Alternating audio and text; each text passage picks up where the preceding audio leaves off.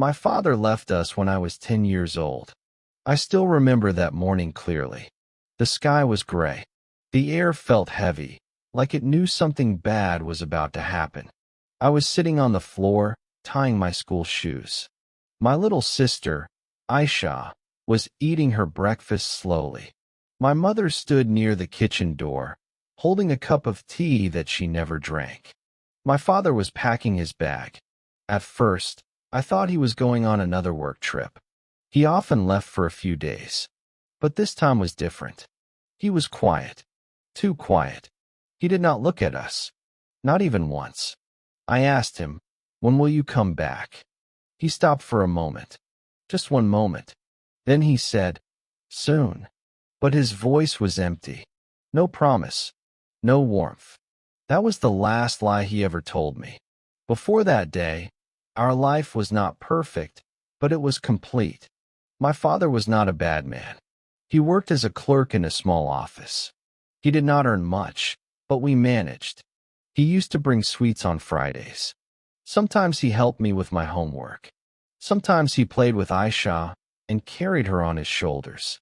But slowly, things changed. My parents started arguing. At first, it was quiet. Whispers in the night. Doors closing softly. Then the voices became louder. Angry. Sharp. Words that hurt. Money was always the main reason. My mother always used to say, "There is never enough."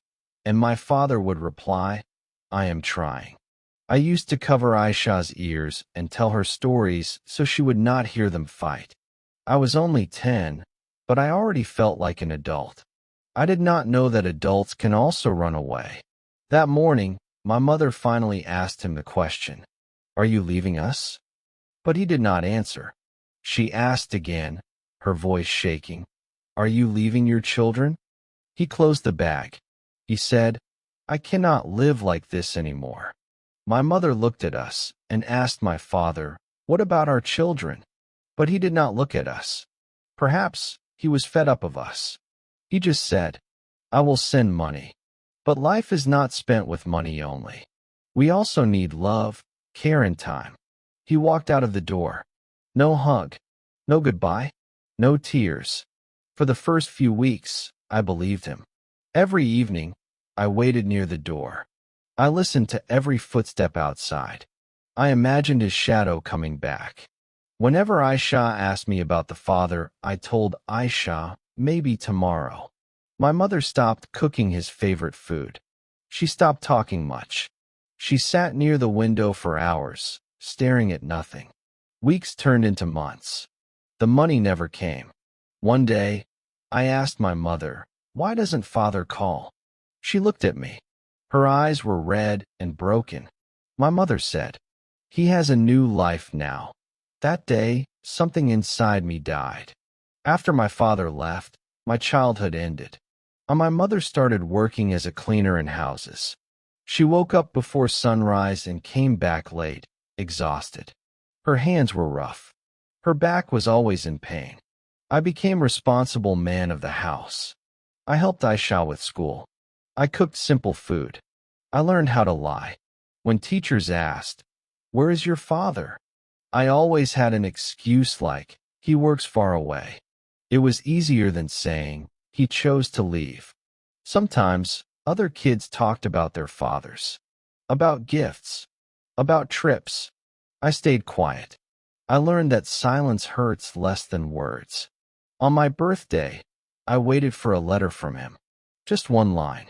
A birthday wish from him, "Happy birthday." But nothing came. That night, I cried silently. I did not want my mother to hear. She had already lost too much. I asked myself many questions. Was I not good enough? Was Aisha too much responsibility? Did we make him tired? The reason is whatsoever children always blame themselves. Aisha was younger. She did not fully understand. One night, she asked, "Why doesn't our father love us?" I had no answer. So, I lied again. I said he loves us. He is just busy. She smiled. I hated myself for lying, but I hated the truth more. Years passed like slow rain. I grew taller. My voice changed. My responsibilities grew heavier. My mother became older before her time. Her smile faded. Her dreams disappeared. We survived anyhow.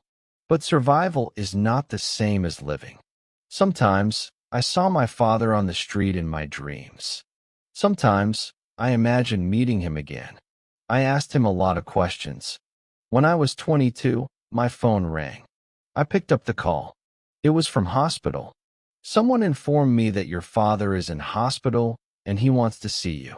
I did not know what to say. Why he is calling now? I asked myself. I told my mother. She said nothing. She just nodded. I went alone. He looked smaller, weaker, and older. He smiled when he saw me. His eyes were filled with tears. You have grown so much, he said. I stood there, silent. He started blaming himself. He blamed he was not a good father. He has made a lot of mistakes. That day I wanted to scream. But instead, I asked one question. Why? He looked away. I was tired, he said. I wanted freedom. That word freedom burned me. I left the room without saying goodbye. Some wounds are too deep for forgiveness. My father left us when I was 10, but he also taught me something without meaning to. He taught me how strong my mother was. He taught me how love can survive abandonment. He taught me that being present matters more than promises. I became the father Aisha needed. And one day, if I have children, I will never walk away. Because I know what it feels like to wait at the door for someone who never comes back. If you like this story, please like, share, comment, and subscribe my channel.